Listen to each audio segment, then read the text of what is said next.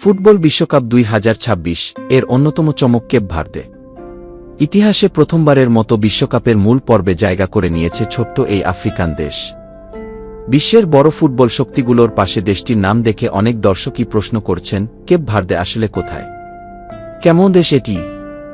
আফ্রিকার পশ্চিম উপকূল থেকে আটলান্টিক মহাসাগরের বুকে ছড়িয়ে থাকা কয়েকটি আগ্নেয় দ্বীপ নিয়ে গড়ে উঠেছে দেশটি। জনসংখ্যা মাত্র 6 লাখের কিছু বেশি। আয়তনে ছোট হলেও ইতিহাস, সংস্কৃতি আর প্রাকৃতিক বৈচিত্র্যে দেশটি বেশ সমৃদ্ধ। কেপ ভার্দে, কেপ ভার্ড, আফ্রিকা মহাদেশে অবস্থিত। এটি পশ্চিম আফ্রিকার উপকূল থেকে প্রায় 570 কিলোমিটার দূরে উত্তর আটলান্টিক মহাসাগরে অবস্থিত একটি দ্বীপরাষ্ট্র। সেই দেশটি ইতিহাস গড়ে ফুটবল বিশ্বকাপে জায়গা করে নিয়েছে। এসওয়াতিনিকে 3-0 গোলে হারিয়ে প্রথমবারের বিশ্বকাপ খেলার টিকিট পায় ছোট দ্বীপরাষ্ট্রটি। কেপ ভার্দে নয়, এখন নাম কাবো ভের্দে। অনেকেই দেশটিকে কেপ ভার্দে নামে চেনেন। তবে 2013 সালে দেশটি জাতিসংঘকে আনুষ্ঠানিকভাবে জানায়, আন্তর্জাতিক পর্যায়েও তারা পর্তুগিজ নাম কাবো ভের্দে ব্যবহার করতে চায়। কাবো ভের্দে অর্থ সবুজ অন্তরীপ। নামটি এসেছে আফ্রিকার মূল ভূখণ্ডের পশ্চিম প্রান্তে অবস্থিত সেনেগালের একটি অন্তরীপ থেকে। একসময় এখানে কেউ বাস করত না। আজকের কাবো ভের্দে একসময় সম্পূর্ণ জনশূন্য ছিল। 15 শতকে পর্তুগিজ নাবিকেরা দ্বীপগুলো আবিষ্কার করেন। এরপর সেখানে বসতি গড়ে ওঠে। পরবর্তী সময়ে আটলান্টিক দাস বাণিজ্যের একটি গুরুত্বপূর্ণ কেন্দ্র হয়ে ওঠে দেশটি। আফ্রিকা, ইউরোপ ও আমেরিকার মধ্যে বাণিজ্যিক যোগাযোগের কারণে দ্বীপগুলো কৌশলগত গুরুত্ব লাভ করে। কাবো ভের্দের ইতিহাসে দীর্ঘ খরা বড় একটি সমস্যা ছিল। 20 শতকে ভয়াবহ খরায় বহু মানুষের মৃত্যু হয় এবং বিপুল সংখ্যক মানুষ দেশ ছেড়ে বিদেশে পাড়ি জমান।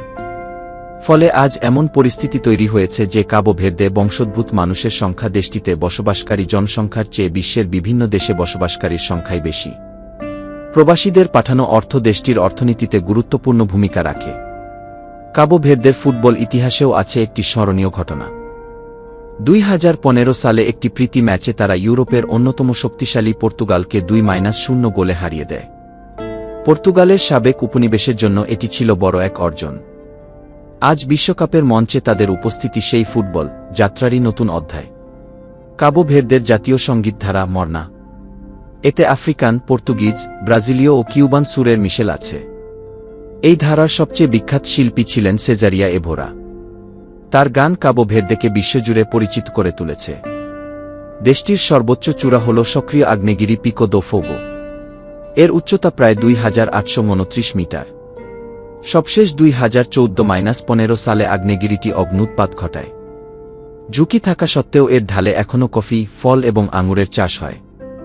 কাবো ভের্দে পৃথিবীর অন্যতম গুরুত্বপূর্ণ সামুদ্রিক কচ্ছপের প্রজনন ক্ষেত্র। বিশেষ করে লগারহেড প্রজাতির কচ্ছপের জন্য এটি বিশ্বের বৃহত্তম আবাসস্থলগুলোর একটি। প্রতিবছর হাজার হাজার কচ্ছপ ডিম পাড়তে আসে দেশটির সেক্তে। আফ্রিকার অনেক দেশের তুলনায় কাবো ভের্দে রাজনৈতিক স্থিতিশীলতা ও গণতন্ত্রের জন্য বিশেষভাবে পরিচিত। আন্তর্জাতিক বিভিন্ন সূচকে দেশটি আফ্রিকার সবচেয়ে গণতান্ত্রিক দেশগুলোর মধ্যে স্থান পায়। সংবাদ মাধ্যমের স্বাধীনতার ক্ষেত্রেও তাদের অবস্থান বেশ শক্তিশালী। ভ্রমণকারীদের কাছে কাবো ভের্দে একটি নিরাপদ গন্তব্য হিসেবে পরিচিত। সুন্দর সৈকত, আগ্নেয় পাহাড়, সমুদ্র জীবন এবং স্বতন্ত্র সংস্কৃতির কারণে পর্যটকদের আগ্রহ বাড়ছে। বিশ্বকাপের মতো আসরে নতুন কোনো দেশের অভিষেক সব সময় বিশেষ কিছু।